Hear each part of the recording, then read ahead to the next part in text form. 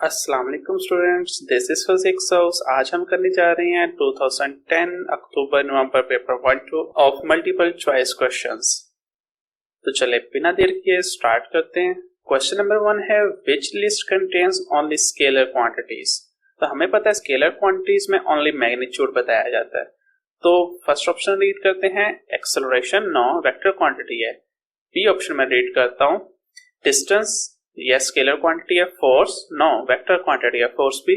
C option है force again vector quantity है, तो मैं इस ऑप्शन को रीड करना पसंद नहीं करूंगा।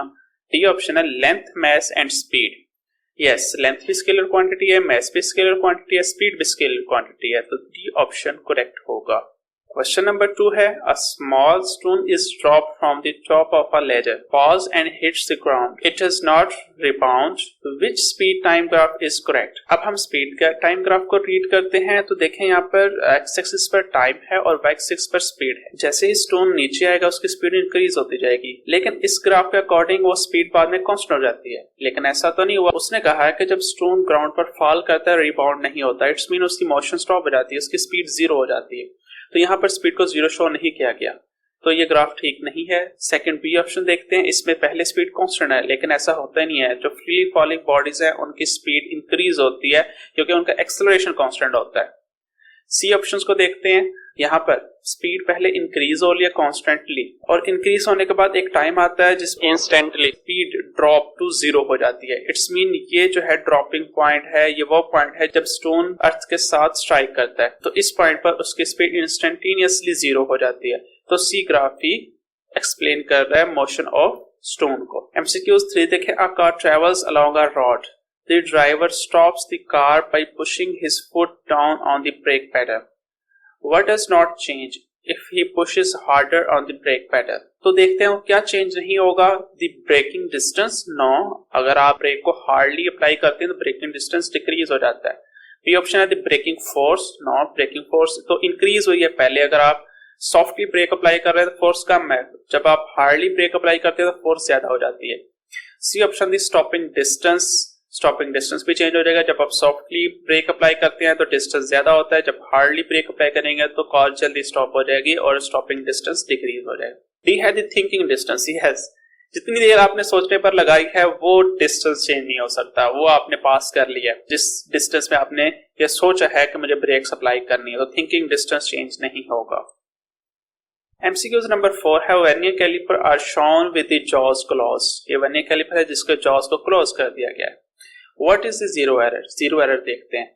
तो ये जो स्मॉलर लाइन है ये मिलीमीटर को शो करती है, तो 1 मिलीमीटर तो इसमें पहले से ही है जीरो एरर, तो मैं इसे 0.1 लिख देता हूँ। यानी सेंटीमीटर में अगर हम लिखेंगे इसे तो 0.1 सेंटीमीटर, लेकिन 0.1 सेंटीमीटर से ज्यादा जीरो एरर है। तो ज्यादा कितना है वो हम किस तरह चेक करते होते हैं, वर्नियर स्केल की लाइंस हैं, इस देखते हैं कि कौन सी लाइन मेन स्केल की लाइन से एग्जैक्टली मैच कर रही है। तो देखिए 1 2 ये भी एग्जैक्ट मैच नहीं कर रही, थर्ड भी एग्जैक्ट मैच नहीं कर रही, फोर्थ भी एग्जैक्ट मैच नहीं कर रही, फिफ्थ, ये फिफ्थ जो लाइन है ये एग्जैक्टली मैच कर गई है मेन स्केल की लाइन से।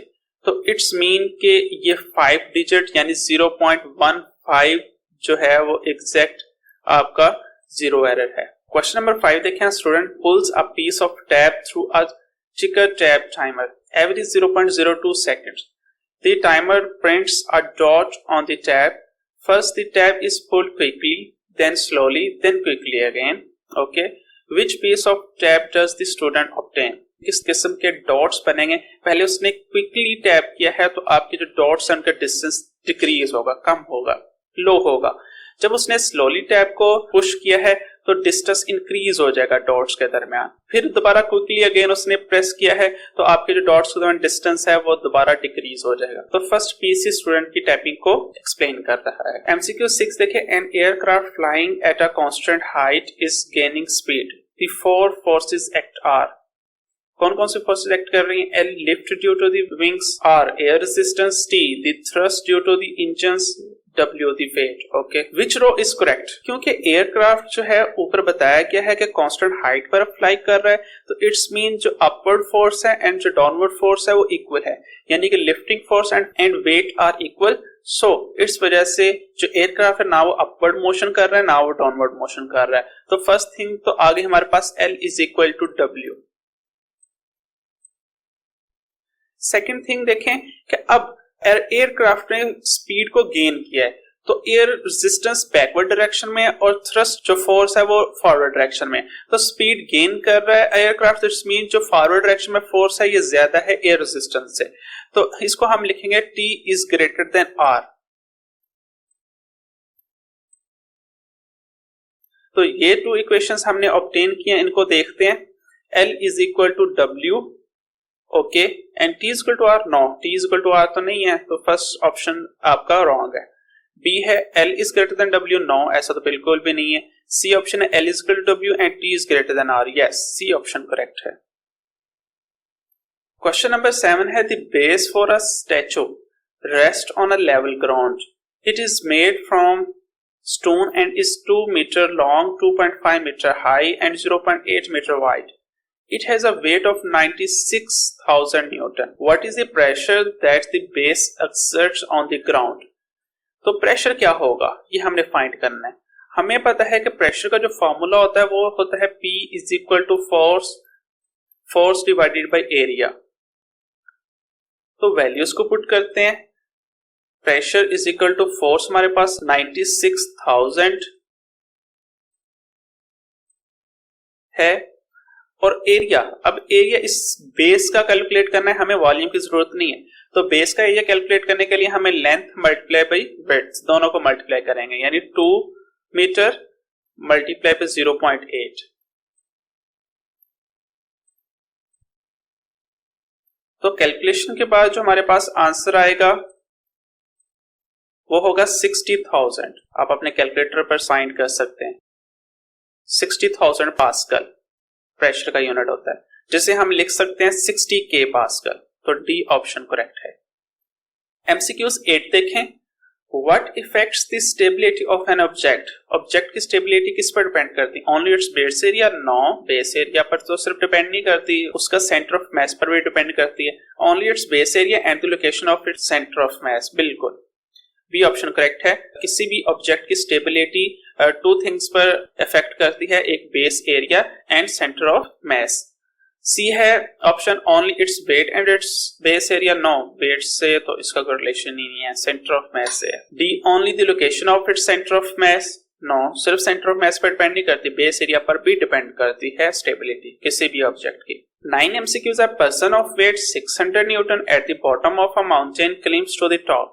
The gravitational field strength changes from 10 Newton per kg at the bottom to 9.97 Newton per kg at the top. His mass is unchanged as he climbs. What are his mass and his weight at the top of the mountain? अब यहाँ पर उसने mention भी कर दिया कि इसका मास unchange है, तो इट्स मीन मास चेंज नहीं होगा।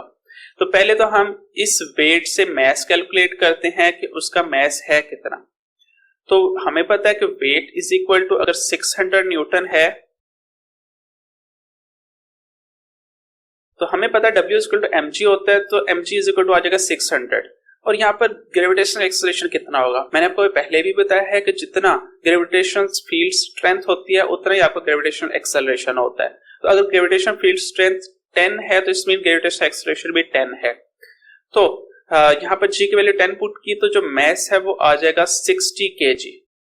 इट्स मीन उस पर्सन का जो मास है वो 60 kg है और ये चेंज नहीं होगा, ये भी आपने याद रखना है। तो it's mean first two option में से कोई एक करेक्ट है। अब हम देखते हैं उसका वेट कितना डिक्रीज हुआ है। अब वेट इज इक्वल टू होता है mg फॉर्मूला के अकॉर्डिंग। अब मास हमें पता है पहले से कि वो 60 है, top of the mountain gravitational acceleration decrease होकर 9.97 आ गया। इट्स मीन g की वैल्यू 9.97 पुट करेंगे, मास आपके पास 60 है, 60 मल्टीप्लाई बाय 9.97, कौन सा ऑप्शन करेक्ट होगा? ए ऑप्शन, जिससे मास अनचेंज रहा है 60 kg और जो वेट है top on the mountain 592 Newton हो गया है। 10th MCQs है, an engineer design a dam wall for a reservoir, which factor determine the pressure at x। तो x डेप्थ है, हमें पता है लिक्विड का जो प्रेशर है वो हाइट पर डिपेंडेंट होता है, तो x क्योंकि डेप्थ में है तो इसका मीन है कि जो x पॉइंट पर प्रेशर है वो ओनली हाइट की वजह से होगा। The depth of the water in the reservoir, yes A option he correct होगा, डेप्थ पर डिपेंड करता है। ओके स्टूडेंट्स, अपना ख्याल रखिएगा। मिलते हैं नेक्स्ट पार्ट के साथ बहुत जल्द। अगर आपको इसमें से किसी क्वेश्चन में कोई प्रॉब्लम हो तो आप कमेंट सेक्शन में मुझसे पूछ सकते हैं। और अगर आप ओ लेवल के स्टूडेंट्स हैं और नेक्स्ट वीडियोस भी देखना चाहते हैं तो चैनल को सब्सक्राइब कर लें और साथ बेल आइकन के बटन को भी प्रेस कर दें ताकि आपको आने वाली नेक्स्ट वीडियो जल्द से जल्द मिल सके। ओके स्टूडेंट्स, खुदा हाफिज।